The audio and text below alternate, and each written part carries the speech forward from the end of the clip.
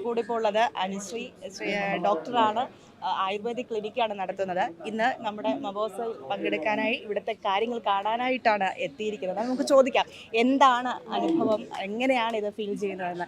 Hello, പറഞ്ഞോളൂ. മവാസം എന്ന് പറഞ്ഞാൽ ഞാൻ അറിഞ്ഞത് ഒരു യൂത്തിൻ്റെ ഒരു പ്രോഗ്രാം എന്നാണ് അറിഞ്ഞത്. അപ്പം ഞാൻ ഇവിടെ നോക്കുന്നതെന്ന് പറഞ്ഞു കഴിഞ്ഞാൽ എനിക്ക് യൂത്ത് എന്ന് പറയുമ്പോൾ കുറച്ചുകൂടെ ഇന്നോവേറ്റീവ് ഐഡിയാസ് കാണുമ്പോൾ അവരുടെ കയ്യിൽ കുറച്ചുകൂടെ ഒരു ജനറേഷൻ ഗ്യാപ്പ് ഉണ്ടല്ലോ. നമ്മളും ഈ ഇവിടെ വന്ന ആൾക്കാരും തങ്ങൾ കുറേ ജനറേഷൻ ഗ്യാപ്പ് ഉണ്ട്. ഒരു 10 ഇയേഴ്സിൻ്റെ ജനറേഷൻ ഗ്യാപ്പ് എന്തായാലും ഉണ്ട്. അപ്പോൾ അവരുടെ കൂടുതൽ ഇന്നോവേറ്റീവ് ഐഡിയാസ് എന്തൊക്കെയാണെന്ന് അറിയാനും പുതിയ ബിസിനസ്സിലുള്ള നെക്സ്റ്റ് തോട്ട്സ് കാര്യങ്ങളൊക്കെ കൂടുതലായിട്ട് അറിയാൻ വേണ്ടിയിട്ടാണ് ഞാൻ ആക്ച്വലി ഇവിടെ എത്തിയത്.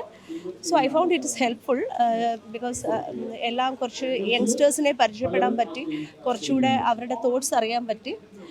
I found this is helpful. ഇപ്പം ഇത്രയും ജനറേഷൻ ഗ്യാപ്പ് എന്ന് പറഞ്ഞല്ലോ, അപ്പോൾ ഇവിടെ വന്ന് ഇവരെ പരിചയപ്പെടുന്നു, അവർ ചെയ്യുന്ന കാര്യങ്ങൾ കാണുന്നു. അപ്പോൾ ഒരുപാട് വ്യത്യാസം തോന്നുന്നുണ്ടോ? ആ ഒരു മാഡം തുടങ്ങിയ ഒരു കാലഘട്ടവും ഇപ്പോൾ 2025 ആകുന്നു ആയി.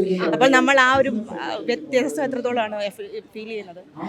നമ്മൾ ഇപ്പം ഞാൻ ഒരു ബിസിനസ് എന്ന് പറയുമ്പോൾ ഓരോരുത്തരുടെയും പെർസ്പെക്റ്റീവ് ഓരോ രീതിയിലാണ്. ചിലർ ഹാർഡ് വർക്കാണ് ബിസിനസ്സിനെ പറ്റി പറയുന്നത്, ചിലർ സ്മാർട്ട് വർക്കാണ് പറയുന്നത്. അപ്പോൾ സോ ഞാൻ മനസ്സിലാക്കിയത് ഈ ഒരു ജനറേഷൻ കുറച്ചുകൂടെ സ്മാർട്ട് വർക്കിൽ കൂടുതൽ ഫോക്കസ് ചെയ്യുന്നവരായിട്ട് എനിക്ക് തോന്നിയിട്ടുണ്ട്. എന്ന് പറഞ്ഞ് പഴയ ആൾക്കാർക്ക് സ്മാർട്ട് വർക്ക് ഇല്ല എന്നല്ല. സോ എനിക്ക് അതിൻ്റെ ഡിഫറൻസസ് ഒക്കെ ഒന്ന് മനസ്സിലാക്കാനും കൂടെ ഒക്കെ വേണ്ടിയിട്ട്. പിന്നെ നമുക്കും കുറേ ഓപ്പണിങ്സ് ഉണ്ട് ബിസിനസ് ഡെവലപ്മെൻറ്റിൻ്റെ ഒക്കെ രീതിയിലുള്ള യങ്സ്റ്റേഴ്സിനെ കിട്ടിയാൽ കുറച്ചുകൂടെ നല്ലതാണെന്ന് നോക്കുന്നുണ്ട്. സോ അങ്ങനെയും കൂടെ ഉള്ള ഓപ്പർച്യൂണിറ്റീസ് നോക്കി എത്തിയതാണ്. Okay, thank you so much.